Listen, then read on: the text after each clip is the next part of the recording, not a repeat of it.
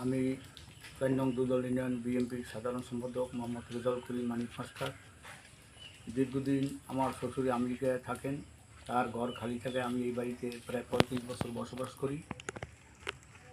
কিছুদিন আগে আমার ছেলের বিবাহ অনুষ্ঠান গেছে। বিবাহ অনুষ্ঠানের পরে আমার মা অসুস্থ হয়ে পড়ে, ভীষণভাবে অসুস্থ হওয়ার কারণে তাকে ঢাকা পিজি হাসপাতালে ভর্তি করি। আমার ফ্যামিলি সহ সবাই সেখানে অবস্থান করি। ১৬ তারিখ ১৬/৬/২০২৬ সকালে আমি মোবাইলের মাধ্যমে জানতে পারি যে আমার ঘর তালা ভেঙে ডাকাতি হয়েছে।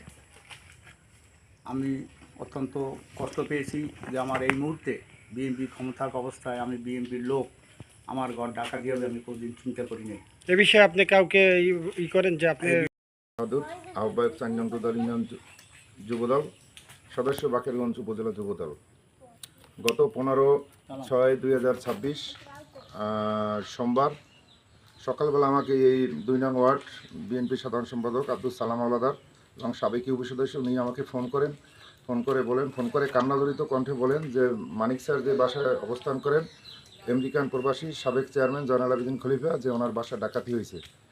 তাৎক্ষণিক শোনার পরে আমিও বিমর্ষ হয়ে পড়ি।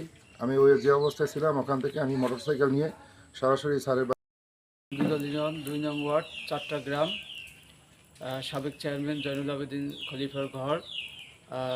১৫ তারিখ রাত্রে সোমবার চুরি হয়েছে, দুর্ধর্ষ চুরি হয়েছে।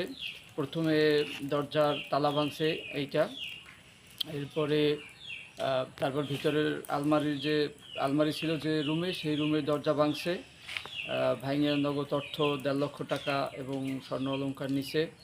এরপর উপরে ডয়ারে গিয়া তারা সারের একটা লাইট ছিল, দামি ঘড়ি ছিল প্রায় ৩০,০০০ টাকার মতো, এগুলি নিছে। এই এলাকার মানুষ সারে ঢাকা থাকার কারণে এর জন্য ঢাকা থাকার জন্য এই সুযোগটা কাজে লাগাইয়ে এলাকার মানুষ এটা জানতো, যারা এই কাজটা করছে তারা এইটা জেনে তারপরে এই রাত্রবেলা এই কাজগুলো করছে। এগুলো এলাকার লোক জড়িত আছে এবং স্যারে আজকে